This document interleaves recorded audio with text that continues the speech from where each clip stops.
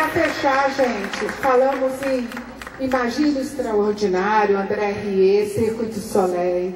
Falamos aqui também sobre a questão de honre seus compromissos, foque a energia.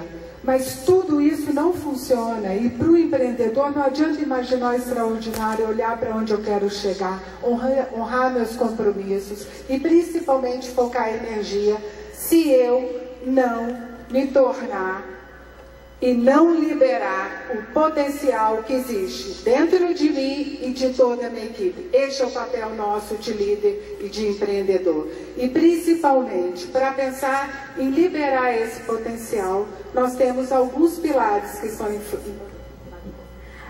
Quando a gente olha para essa imagem, a gente pensa no quê? A gente pensa em perfeição, a gente pensa que todo mundo precisa fazer acontecer. Então, sou eu, a minha equipe. O sucesso da minha equipe, ele depende de mim. E o meu sucesso depende do sucesso da minha equipe. Além disso, não é só o sucesso da minha equipe que depende de mim e o meu sucesso depende da equipe. Porque sucesso é uma coisa que pode acabar, mas eu tenho que focar muito em termos de desenvolvimento. Imaginando esse cubo, eles todos formam um único cubo, mas um dá sustentação para o outro. E quando eu penso no empreendedor e principalmente no líder, eu tenho que pensar nisso. Assumir ativamente o meu desenvolvimento e o desenvolvimento da minha equipe. E assumir o desenvolvimento para quê? É para superar desafios? A nossa vida é ou não é turbulenta? A gente às vezes não parece que está numa corredeira? Para que eu vou fazer isso, me desenvolver? É para alcançar o máximo potencial, para alcançar todos os resultados. Bom, avançar e chegar, conquistar todos os resultados depende também do time. O time, quanto mais criativo, mais fácil é eu conquistar aquela dificuldade que eu tenho à frente. Toda vez que eu trabalho em time, eu tenho a possibilidade de descobrir a resposta para aquela pergunta que eu sozinho não consigo. Criatividade passa a ser o ponto importante. Toda vez que eu incentivo a comunicação, a colaboração e a criação conjunta, eu gero resultado de criatividade no meu time e trago uma resposta muito positiva quanto à conquista da liberdade de pensamento. Eu vou mostrar um vídeo rapidinho para vocês, mostrando como a gente consegue boas ideias. Acho que é um problema pelo qual todo mundo está intrinsecamente interessado. Queremos ser mais criativos, queremos ter ideias melhores, queremos que as nossas organizações sejam mais inovadoras. Observei esse problema sob a perspectiva do meio em que vivemos. Quais são os espaços que fizeram história ao gerar níveis extraordinários de criatividade e inovação? Eu descobri que em todos esses sistemas existem padrões recorrentes com os quais nos deparamos repetidas vezes e que são cruciais para criar meios que são extraordinariamente inovadores. Batizei um desses padrões de palpite lento. Ou seja, as ideias revolucionárias quase nunca surgem no momento de grande perspicácia, em um surto repentino de inspiração. As ideias mais importantes levam muito tempo para evoluir e passam um bom tempo dormentes, hibernadas. Só quando as ideias completam 2, 3 anos, às vezes 10 ou 20 anos amadurecendo, que se tornam exitosas e úteis de uma certa maneira.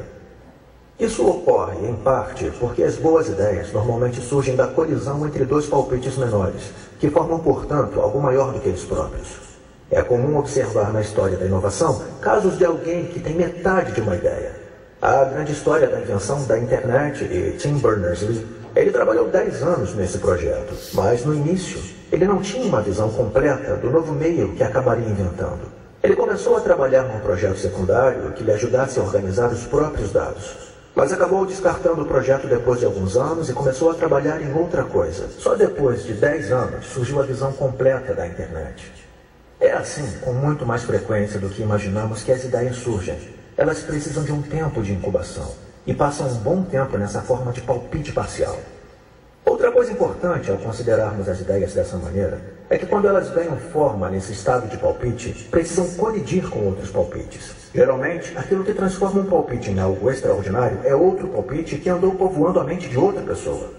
Temos que pensar em formas de criar sistemas que permitam que esses palpites se unam e se tornem algo maior do que quando eram partes independentes.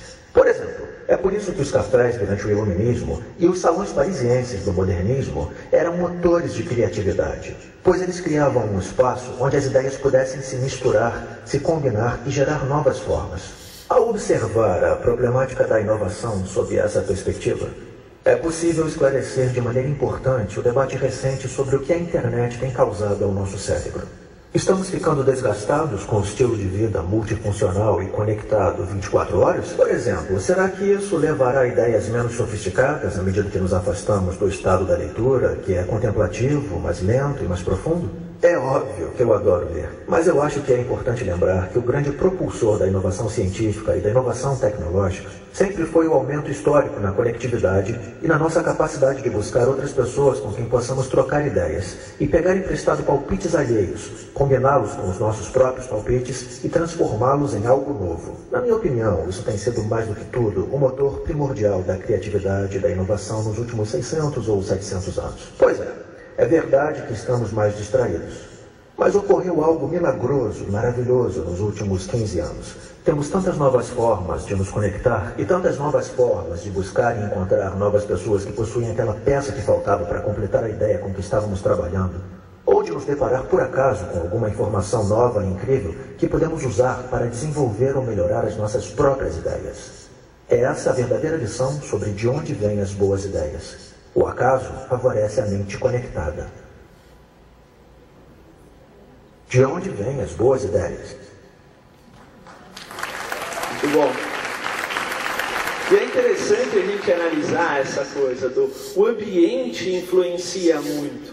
Toda vez que eu trabalho com um time, é sempre importante, eu sempre tento promover isso, ter um ambiente que promova a criatividade, que ajude as pessoas a tomarem decisões, mas principalmente se responsabilizarem sobre ela, porque toda decisão tem um risco, né? E principalmente trocar conhecimento e gerar aprendizagem.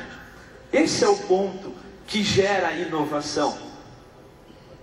E para realmente sermos empreendedores e ganharmos esse mercado e ganharmos tudo isso que vocês querem, eu tenho certeza, porque aqui só tem empreendedores, vocês têm que criar e liderar equipes multifuncionais. O que são equipes multifuncionais? Olhar principalmente na diversidade. Hoje nós trouxemos alguns cases, mas eu tenho certeza, quem sabe em 2015 vocês serão o nosso case. Muito obrigado e sucesso para vocês. Sucesso para vocês. Tchau, gente. Tchau.